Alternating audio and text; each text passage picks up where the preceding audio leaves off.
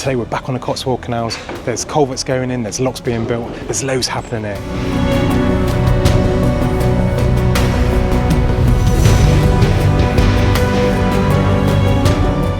I'm finally back on the Cotswold Canal.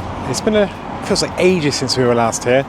So we're just gonna have a quick update on what's happening here. As always, loads has happened since my last update. We are here at Blunder Lock though. Now Blunder Lock has had some issues. So you can see the canal is actually looking quite nice up through there. I think they may have dredged some of this. But right down here we have a bunding.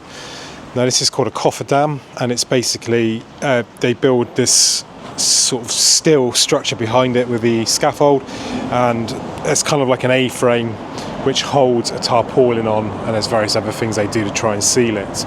Now the reason for that is these paddles here. I believe the paddles were leaking quite badly and it drained out the entire pound above, so they've had to stop that off to be able to do work just down in here.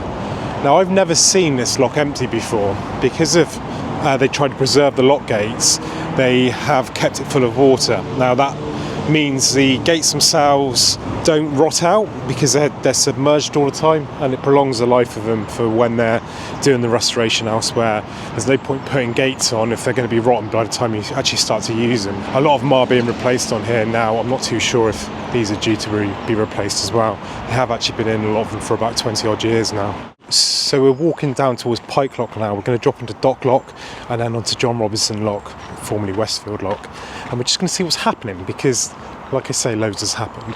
But the first thing you're going to see as we come down through here is up ahead here. Now right in front of us there used to be the big barge up on the side, and it's now gone. I didn't know they'd removed it. So it was one of their first work boats apparently, and they sort of kept it up on the side here. I'm not sure if it's been cut down for scrap or if it's been repurposed or something. If someone can let me know in the comments, I'd love to know what's happened to it. But it has allowed for a lot more parking here now as well, which is quite good because this car park was always a struggle. You used to drop down some steps to the side here. I don't think there was a towpath here, so this bit of towpath's new. So then into Pike Lock. Now Pike Lock is ready for the gates. Now they were put out to tender, and I'm not too sure what happened with that because from what I heard, no one really came back with any prices for the gates. So they're still waiting for these to be done, along with some others as well. If you look directly in front of us, this was a section recently put into water, and we've got Dock Lock just a bit further down. But I have noticed that they've put in stop planks and a bund in front of it as well. So I'm assuming this is being drained out for further work soon. So that could mean gates are on the way. This is looking great. Look at the reed growth already on that side over there. You've got probably 6 months of water in here. So this is the first summer. I mean, there was like a trickle of water through here before. It was just acting as a stream effectively. It wasn't full. So there would have been some of it, but it was completely reprofiled and dug out and stuff. So you'd expect those reeds would have disappeared with that, but it doesn't take long for nature to reclaim these things. The level is down on here. You can see the spillway over there. That isn't used anymore. That's actually blocked up, but that would have run down to the stream, which ran to what was like the back channel. So this site here would have been the old company headquarters, and there would have been a dry dock just in here, and your entrance would have been just in there, and these buildings would have been part of the company here. I believe the sort of barn over there was part of it as well. And what you would have had up the stream at the back, if you look over to the shipping container there, there's a stream runs up there. That water would have fed through, and it was actually a lot higher in the day. It's called Oldbury Brook, and that would have allowed boats to sort of go in there. So you'd have been surrounded by water here. It would have almost been like an island where a lot of activity would have taken place. This is all full, and now work is on Dock Lock to try and get it restored. So at the moment, what they're doing down there with that grinder is they're cutting in the stop planks at the bottom of the lock. Now they wouldn't have originally have been stop planks there, but the idea is that if they need to maintain the lock, instead of having to drain out sort of the whole pound, they can drop stop planks in and just do the work they need to on the gates themselves. They're also doing a lot of pointing in there. They've rebuilt sort of this side wall up here, and you can see coping stones across the top there, are going in at the moment as well and being replaced. So it's a whole refurbishment of this lock, ready for gates, so it can be reused and refilled. And then down through here, this pound is completely drained now. And the reason for that is up ahead here. So in the 1970s, when the M5 motorway was built, all of this was backfilled and they were returning it to agriculture, and they had allowed for the structures to be removed. But the land was owned by a Miss Christine Martin, and she didn't want this destroyed. And she was on the farm one day and she heard some explosions coming from the lock, so she ran down and she stood on top of it and prevented them from laying any more explosives. And she saved the bridge in particular from being blown up, and probably saved this whole lock as well. So we've now got this heritage lock, which is only here because of one lady fighting for what she believed in. So let's pop down now into the lock and have a look at what's going on with this culvert. So they had to divert this stream away. So it used to run in, the back channel is just up there. So they had to divert this stream because when it ran through and went across into the spillway, they used to have terrible flooding across on the fields on the other side. So they diverted it down through a new channel down to the River Froome down here. Now the problem is with that, they had to blow out the corner of the lock. And as you can see just in here, this end needs to be rebuilt. But whilst restoring this, they need to keep the stream in this same place. They can't move it back to the old alignment. So they've had to put this massive culvert in here, and it's just been put in now. They're just doing the shuttering on the ends here, which means it's the concrete end. And they've had to put this in. It's 3 pipes. They are 600 wide and they go for 40 metres. Now the original plan was to only run up to about here on the edge of the lock, so they could then build the wing walls of the lock around and restore this end of the lock, which would have come to roughly where we are now, as you can see from that side. But the problem is, it would have put the culverts through. Now when you put water through a pipe, you increase the velocity of it. And what would have happened is where it came out onto a corner of the stream just here, it would have took the bank out. So they made it this much longer to take it away to a safer place where it wouldn't erode the side of the lock and cause a collapse. So this end's currently being rebuilt. You can kind of see shuttering being put in and stuff, and this will be where the ground paddles will be. So this is where you drain the water into the lock.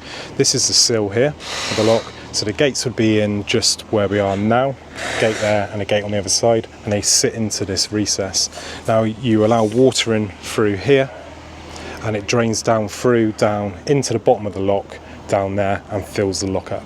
So that's that channel being cast through there, and the paddle will be sort of here above us here. So this whole area will be capped with a concrete capping.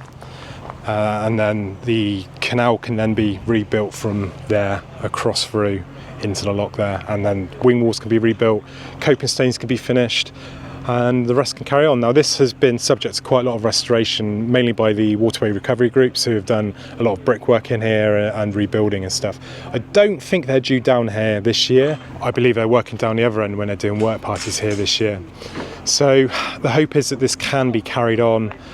And maybe next year the canal can be dug further down. There is stuff going on the other side of here, which we'll cover on another video, on the other side of the M5. Just up in here is where the old overflow would have gone, the bypass. So this needs to be rebuilt around here, and then the overflow will be over the top there. And just underneath where all these coping stains are on the top, there is a pipe under the ground there which runs all the way through. Now it runs towards the bridge there. Now the bridge was built after the lock, so we're not really too sure kind of what's happened to it, but roughly where the green container is over there, they think it's collapsed. So they're going to put a manhole cover in there to keep the old heritage pipe running through here, which they'll reconnect on this end, and then the bottom half will be rebuilt down into the bottom of the lock to where it will spill over into the lower part of the canal. So I'm not sure when these coping stones are going to be finished, but the ones on the right hand side there aren't set, they're just put in place with bricks. They're basically trying to figure out where they all were, because what happens when they abandon these things is they literally just fell into the canal or pushing it into the canal, so it could be backfilled and levelled off. So the coping stones stick up probably a foot above the top, so knocking them down into the canal is much easier than trying to lift them out and take them off site. Now these were dug out when we were digging this out a couple of years ago, year before last I think it was, the WRG groups were down here and they dug the whole thing out, and it was a dirty, smelly job. That stuff's really black and horrible in there, but they cleared it, and most of those coping stones were found inside, so it's great to be reusing those rather than having to cast new ones, because that's expensive, plus it's not heritage either. So we're over by the bridge now. One other quite cool thing is just here, this is the remains of a pillbox which was put in during the Second World War. So the canal would have ran across directly past that tree there, and the original route ran to the M5. That's now been lost, and the route is now going to come across here and go around the river, and then they're going to have to dig out all the way through here. They're going to dig out about, I think it's about 90,000 cubic tons of soil out of here and reuse some of it. They're not digging all the way down to canal depth, they're kind of digging like a scrape out, and then they're banking up the sides, which prevents the river from flooding into it because it's onto a floodplain. And then they've got a series of sort of special gates, I believe, on the canal. They're not floodgates, they're, I think they're called lateral gates, and the idea is that they are closed in times of flood and push the water where the canal goes underneath the M5 and push it to the floodplain further down, following the course of the canal, where there'll be another gate which will let it out into the floodplain. I doubt that work's going to start this year. It's probably going to be a next year job, but like I say, just over the other side of the M5 they are doing stuff at the moment by the A38 roundabouts, dredging and stuff. Now that's going to come in a different video. I've got plans to go down there and see all the wetlands and stuff. You'll have seen it on Countryfile about a month or two ago. It was fascinating what they were doing there. They have basically created loads of habitat through there, running between the River Froome and the canal. Orchards and wetlands and otter ponds, everything is really, really cool. And it's a testament to what the Cotswold Canal Trust are doing to not only restore the canal, but to improve the nature corridor as well. Anyway, I hope you've enjoyed this. It's great to be on the Cotswolds again. Have a great day.